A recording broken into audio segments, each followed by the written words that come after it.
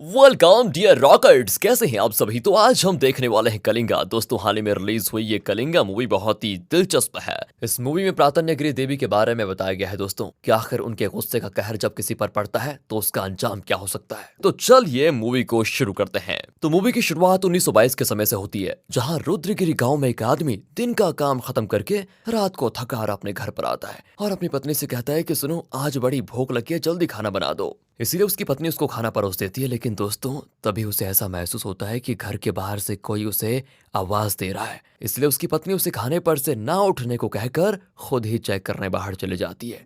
लेकिन काफी देर गुजर जाने के बाद भी जब उसकी पत्नी वापस नहीं आती तो वो खुद चेक करने को डिसाइड करता है कि आखिर ये गई तो गई कहाँ। और दोस्तों बहुत देर तक घर के आसपास के इलाके में ढूंढने के बाद उसकी पत्नी जंगल में एक जगह पर बैठी हुई दिखाई देती है। लेकिन जैसे ही वो आदमी अपनी पत्नी को देखता है ना, उसके रोंगटे खड़े हो जाते हैं और तुरंत अपनी जान बचाकर वहां से भाग जाता है वो दोस्तों, क्योंकि उसकी पत्नी अपने ही हाथ काट कर उसे खा रही होती है दोस्तों। मानो वो पजेस हो गई हो और पजेस होने की वजह से वो पता नहीं क्या कर रही है। वहीं गांव के दूसरे एरिया में एक बंदा जब साइकिल से अपने घर की तरफ जा रहा होता है तो दोस्तों उसे भी अजीब आवाजें सुनाई देती है और उन्हीं आवाजों को सुनकर वो भी पजेस हो जाता है, जिसके बाद वो अपना ही सर पेड़ पर मारकर खुद की जान दे देता है। गांव में दोस्तों ये अजीब घटना यहाँ भी नहीं रुकती। इस हादसे के थोड़ी दूर एक छोटी लड़की नाई का ब्लेड चुराकर उससे अपना कान काट कर खुद ही खा जाती है, क्योंकि वो भी दोस्तों इन आवाजों से कंट्रोल हो चुकी थी। अगले दिन गांव के सभी लोग तुरंत राजा के महल की तरफ भागते हैं और रात जो घटना हुई थी उसके बारे में राजा को बताते हैं।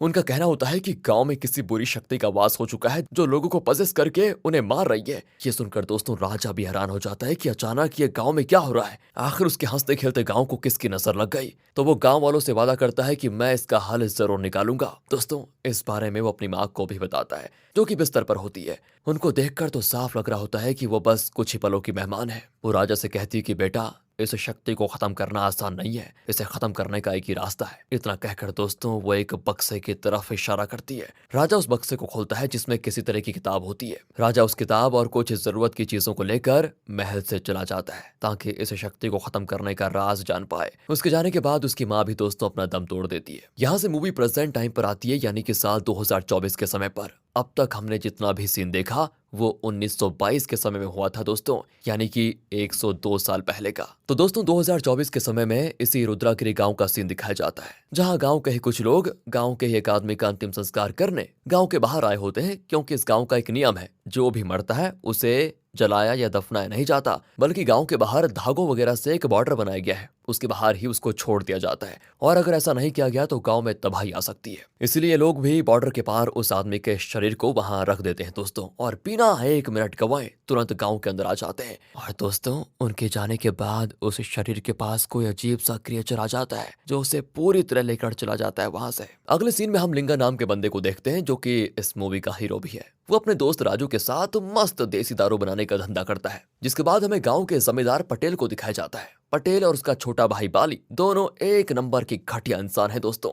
बाली तो गांव की हर लड़की के साथ जबरदस्ती गलत काम करता है, और उसका बड़ा भाई पटेल तो और 2 कदम आगे, वो लोगों को पैसे उधार देता है, जिसके बदले वो उनकी जमीन रख लेता है दोस्तों। उसके बाद जब लोग उसे पैसे वापस करके अपनी जमीन मांगते हैं तो ये पटेल उनसे पैसे लेकर उनको मार डालता है, ताकि पैसे भी मिल जाएं और जमीन भी। पूरे गांव वाले इन दोनों से बेहद परेशान है दोस्तों, लेकिन कोई इनके खिलाफ आवाज उठाने की हिम्मत नहीं रखता। जो उठाएगा वो मारा जाएगा, इसी डर से कोई कुछ करता नहीं, और इसीलिए ये दोनों यहाँ पर शेर बने हुए हैं। उसके बाद दोस्तों हम एक आदमी को देखते हैं जो ढोल बजाते हुए गांव वालों को सतर्क कर रहा होता है कि आज अमावस्या की रात है, आज गांव के बॉर्डर पर बलि दी जाती है, ताकि गांव से बुरी शक्तियों को दूर रखा जाए। तो चाहे कुछ भी क्यों ना हो जाए, आज रात कोई भी गांव से बाहर जाने की कोशिश मत करना, वरना अंजाम बहुत बुरा होगा। अगले दिन दोस्तों गांव में एक त्योहार मनाया जाता है। इस दिन गांव में बड़े धूमधाम से प्रातन्यगिरा देवी की पूजा की जाती है। उस पूजा में बाली भी आया होता है दोस्तों। वहां उसकी नजर प्रिया नाम की एक लड़की पर पड़ती है, जिसको देखकर बस वो मन में बैठा लेता है कि वो प्रिया के साथ भी वही करेगा जो बाकी लड़कियों के साथ किया करता था। तो अब रात के समय 2 बंदे रिचुअल करके एक जानवर की बलि चढ़ा देते हैं और उसके अंगों को पूरे गांव के कोने कोने में फेंक देते हैं, ताकि गांव से बुरी शक्तियां दूर चले जाए। बड़ा ही खतरनाक रिचुअल है दोस्तों। अगले दिन लिंगा प्रिया को प्रपोज कर देता है, क्योंकि वो उसे पसंद करता था दोस्तों, और प्रिया भी उसे पसंद करती है, लेकिन अभी वो अपनी फीलिंग्स को जाहिर नहीं कर पाती और चली जाती है चुपचाप। इसके बाद रात को जब लिंगा सो रहा होता है तब उससे बहुत ही अजीब सा सपना आता है। सपने में वो किसी घुड़सवार को देखता है जो तलवार लिए होता है। उसी के साथ साथ वहाँ किसी तरह का क्रिएचर भी मौजूद होता है दोस्तों। अब इस सपने को देखकर लिंगा एकदम से डर जाता है। ये सपना उसे आज से नहीं बल्कि बचपन से आ रहा है, लेकिन उसे खुद नहीं पता कि इस सपने का वो क्या करे, मतलब क्यों आता है ये सपना उसे। अब अगले सीन में हमें एक प्रेग्नेंट महिला को अपनी बेटी के साथ जंगल के रास्ते अपनी माँ के घर जाते हुए देखते हैं दोस्तों, कि तभी उसकी बच्ची आगे भाग जाती है और फिर घना जंगल होने की वजह से उस महिला को उसकी बेटी दिखाई नहीं देती। अपनी बेटी को ढूंढते ढूंढते वो महिला गांव के बॉर्डर के पास आ जाती है और तब वहां पर एक बाबा आता है दोस्तों, जो कि जंगल में ही रहता है, और जो भी गलती से बॉर्डर के पास आ जाता है ना, उन्हें चेतावनी देकर वहां से भगाने का काम बाबा का ही होता है, ताकि लोग किसी मुसीबत में न पड़ जाए। वो बाबा उस महिला को भी वहां से जाने के लिए कह देता है, लेकिन दोस्तों वो नहीं मानती, क्योंकि उसे लग रहा होता है कि उसकी बेटी बॉर्डर क्रॉस करके अंदर चली गई है। अपनी बेटी को ढूंढते ढूंढते दोस्तों वो भी बॉर्डर क्रॉस कर लेती है। जैसे ही क्रॉस करती है, वो क्रिएचर आकर बहुत ही घिनौने तरीके से बेचारी की जान ले लेता है। तो उसी वक्त उसकी बच्ची बाबा को मिल जाती है, लेकिन दोस्तों अफसोस कि उसकी माँ अब इस दुनिया में नहीं रही। दूसरी ओर एक बूढ़ा आदमी अपनी पोती के साथ घर आ रहा होता है। तभी वहां पर बाली पहुंच जाता है दोस्तों, जो कि उस बूढ़े की पोती को अपनी गाड़ी में डालकर वहां से ले जाने की कोशिश करता है। पर सही समय पर वहां पर प्रिया आकर बाली के गर्दन पर चाकू रख देती है और धमकाते हुए कहती है कि सुनो, आज के बाद गांव की किसी भी लड़की को आंख उठाकर देखने की हिम्मत की तो तुम्हारा नाम बाली है ना, तुम्हारी बलि सबसे पहले चढ़ेगी। बाली दोस्तों डर जाता है और तुरंत घर आकर पटेल को इसके बारे में बताता है। पटेल कहता है कि आखिर इस प्रिया की इतनी हिम्मत कैसे हुई, लगता है ये गांव के लोग अपनी औकात भूल गए हैं या हमें भूल गए हैं कि हम दोनों कौन हैं। उस प्रिया की ऐसी हालत करना कि आइंदा कोई दूसरी लड़की ऐसा करने के बारे में 1000 बार सोचे। इसलिए दोस्तों बाली अपने साथियों के साथ प्रिया को उठा लेता है और एक सुनसान इलाके में उसके साथ गलत हरकत करने की कोशिश करता है। ओ किस्मत से तभी वहां पर लिंगा पहुंच जाता है दोस्तों, जो बाली और उसके साथियों को ऐसा बढ़िया तरीके से धुलाई करता है ना कि क्या कहे मतलब। तो ये देखकर प्रिया लिंगा को गले लगाते हुए उसका प्रपोजल एक्सेप्ट कर लेती है कि हाँ मैं भी तुमसे प्यार करती हूँ। क्योंकि दोस्तों कोई इंसान किसी के लिए इतने लोगों के साथ अकेला भिड़ जाए तो वो उस इंसान को कितना प्यार करता होगा उसका तो अंदाजा भी नहीं लगाया जा सकता, है ना। अब अगले सीन में दोस्तों हम एक महिला तांत्रिक को देखते हैं। गांव में अगर किसी को भी पजेस कर लिया जाए या कोई बुरी शक्ति आ जाए तो वो तांत्रिक कुछ रिचुअल वगैरह करके उसको ठीक कर देती है। दूसरी तरफ लिंगा प्रिया के पिता के पास जाता है दोस्तों, ताकि रिश्ते की बात कर पाए, लेकिन प्रिया के पिता कहते हैं कि देखो मैं अपनी बेटी का रिश्ता ऐसे इंसान से नहीं कर सकता जिसके पास कुछ ना हो। तुम्हारे पास है क्या पैसे भी, सिर्फ दारू बनाने का काम करते हो, ना जमीन है ना कुछ है, क्या है तुम्हारे पास। लिंगा कहता है कि मेरे पास 2 एकड़ जमीन तो है, फिर आप ऐसे कैसे कह सकते हो। प्रिया का पिता कहता है कि है नहीं थी, पटेल के पास गिरवी है, उसके पास जमीन है, मतलब उसे भूल जाओ तुम। लिंगा कहता है कि भूल जाओ, ऐसे कैसे भूल जाए, वो जमीन मेरी है, उसे मैं हासिल करके रहूंगा, देखना तुम, उसके बाद ही मैं प्रिया से शादी करूंगा। अगले दिन दोस्तों लिंगा अपने दोस्तों के साथ पटेल के घर पर आ जाता है, उससे अपनी 2 एकड़ की जमीन मांगता है। लेकिन पटेल को देखो क्या कहता है, कहता है देखो वो जमीन तुम्हारे दादा ने मेरे पास गिरवी रखी थी, ना उनके पास पैसे थे और ना ही तुम्हारे पास है, और जब पैसे ही नहीं है तो जमीन कैसे वापस करूं। लिंगा कहता है कि देखिए मैं जल्द से जल्द सारे पैसे लौटा दूंगा, पर मुझे अभी जमीन की बहुत जरूरत है। पटेल कहता है कि अगर ऐसी बात है तो मेरे पास तुम्हारे लिए एक अच्छा ऑफर है, मैं तुम्हें 2 एकड़ के बदले गांव के बाहर की 4 एकड़ की जमीन देने को तैयार हूँ, और इसके तुम पैसे भी मत देना है। ये सुनकर लिंगा बड़ा खुश हो जाता है कि वाह बड़ा कमाल का ऑफर है यार। जिसके बाद वो 4 एकड़ की जमीन के पेपर्स पर सिग्नेचर करके वहां से चला जाता है दोस्तों। अब बाली पटेल से कहता है कि अरे भाई ये क्या किया आपने, इसको तो मारना था, आपने 2 के बजाय 4 एकड़ जमीन क्यों दे दी। पटेल कहता है कि देखो सारा गांव लिंगा को सपोर्ट करता है, ऐसे मारने पर तो लोग भड़क जाएंगे, और मैंने जो जमीन उसे दी है वो इलाका बॉर्डर के बाहर का है, हाँ, वहां से आज तक कोई जिंदा बचकर नहीं आया, इसीलिए ये लिंगा भी जिंदा नहीं बचेगा। टेंशन मत लो तुम, इससे एक तीर से 2 निशाने हो जाएंगे, हमारा दुश्मन भी खत्म हो जाएगा और हमारा नाम भी नहीं आएगा, देखा तुमने। दोस्तों अब रात को लिंगा एक और सपना देखता है, जहां वो अपने दादाजी के साथ उसी जंगल में दोस्तों बॉर्डर क्रॉस करके आगे जा चुका होता है, पर तभी वो क्रिएचर उसके दादाजी पर हमला करके उनको मार देता है। अब ये सपना देखकर लिंगा की आंख खुल जाती है, और यहाँ हमें पता चलता है कि लिंगा जानता था दोस्तों पटेल ने कौन सी जमीन उसे दी है, इसलिए उसने जानबूझकर वो जमीन ली ताकि बॉर्डर पार जाकर उस क्रिएचर का पता लगा पाए कि आखिर वो है कौन जिसने मेरे दादाजी को मारा। अब जमीन मिल जाने पर लिंगा और प्रिया की धूमधाम से शादी करवा दी जाती है। इसके बाद लिंगा राजू के साथ उसी 4 एकड़ की जमीन देखने को जाता है, तो वहीं प्रिया मंदिर में पूजा करने के लिए आई होती है। तभी दोस्तों उसे वहां पर वो महिला तांत्रिक दिखाई देती है। वो प्रिया से कहती है मैं देख पा रही हूँ तुम्हारे पति की जान को खतरा है, बचा सकती हो तो बचा लो अपने पति को। ये सुनकर तो प्रिया घबरा जाती है कि ये क्या कह रही है ये, वहीं दोस्तों लिंगा और राजू दोनों बॉर्डर क्रॉस करके उस जमीन के पास आ जाते हैं जो कि पुराना जंगल होता है और वहां पर कुछ नहीं होता। राजू कहता है ये तो सिर्फ जंगल है, क्या करेगा इसका, अरे तूने गलती कर दी है घटिया जमीन खरीद कर। लिंगा कहता है कि नहीं नहीं नहीं, हम यहाँ पर कुछ ना कुछ तो कर ही लेंगे, देखते हैं आगे क्या किया जा सकता है जमीन का। अब दूसरी ओर बाली पटेल से कहता है कि भाई लिंगा अभी तक वापस नहीं आया, मुझे लगता है वो भाग निकला। अरे हमें तो उसी दिन उसको मार देना चाहिए था जब वो जमीन मांगने के लिए आया अपनी। पटेल उसको समझाता है कि ठंड रख, वो वापस नहीं आया मतलब कि अब वो कभी वापस नहीं आएगा वो तो अब तक मर चुका होगा, जा उसकी पत्नी खाली बैठी होगी, उसका सहारा बन जा।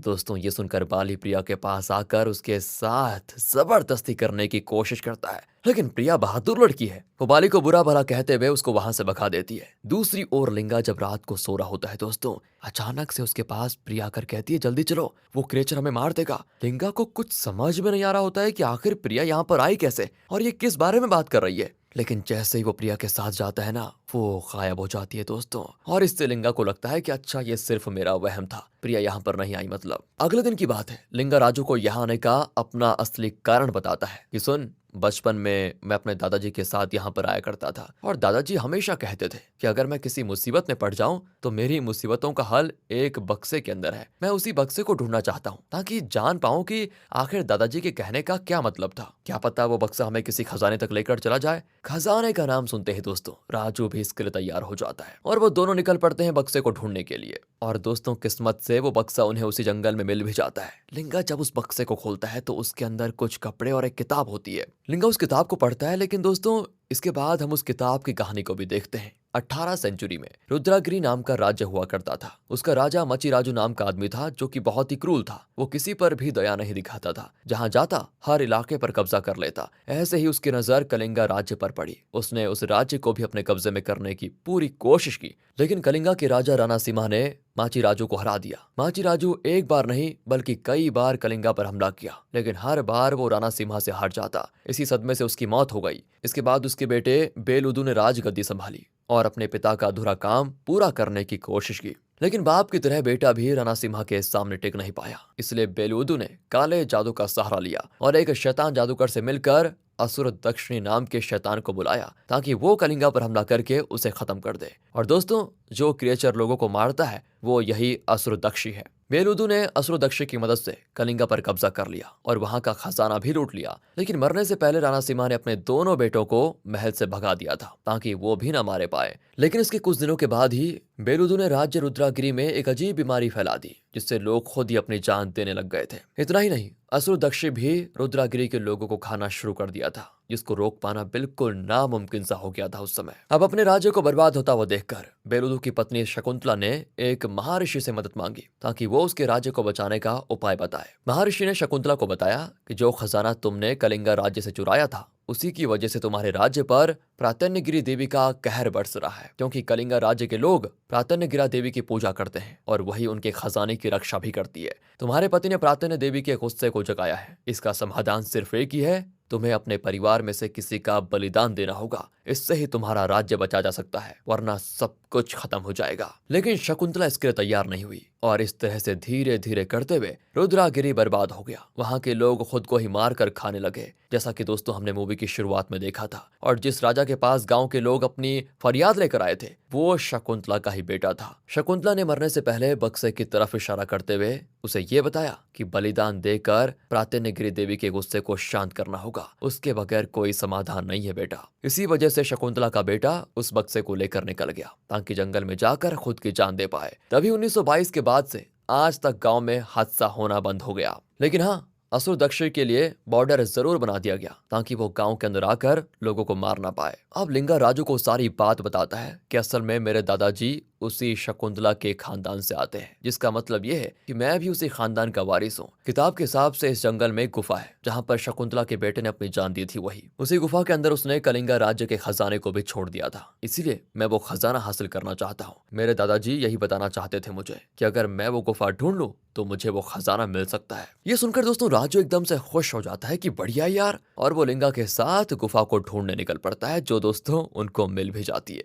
वहां पर वो सारी चीजें रखी होती है जिससे जिसे लिंगा अपने सपने में देखा करता था। साथ ही वहां पर कलिंगा राज्य का खजाना भी होता है, लेकिन ये लोग खजाना ले पाते। वहां बाली पहुंच जाता है दोस्तों, जो बस ये कंफर्म करने के लिए आया था कि लिंगा मर गया या नहीं। अब उसको जिंदा देखकर बाली तो एकदम गुस्सा हो जाता है, जिसके बाद उन सभी के बीच में काफी जबरदस्त लड़ाई शुरू हो जाती है। और तब वहां पर अपना कहर डालने के लिए असुरदक्ष आ जाता है, जो सभी को मारने की कोशिश करता है। लेकिन वो लिंगा और राजू का कुछ बिगाड़ नहीं पाता, क्योंकि महिला तांत्रिक ने प्रिया को एक ताबीज दी थी, जिसे उसने लिंगा और राजू को यहाँ आने से पहले पहना दिया था। और यही वजह है दोस्तों कि अभी तक असुरदक्षी उनके करीब नहीं आ पाया। इसके बाद लिंगा शकुंतला के बेटे की तलवार लेकर वहीं असुरदक्षी का खेल खत्म कर देता है। इस काम को करने में प्रातन्यगिरी देवी भी लिंगा की मदद करती है दोस्तों, क्योंकि लिंगा कोई मामूली इंसान नहीं है, वो एक चूजन वन है, जिसका जन्म ही असुरदक्षी को मारने के लिए हुआ है। और ये काम वो प्रातन्यगिरी देवी की मदद से कर पाता है। जिसके बाद वो राजू के साथ सारा खजाना लेकर गांव पहुंच जाता है दोस्तों,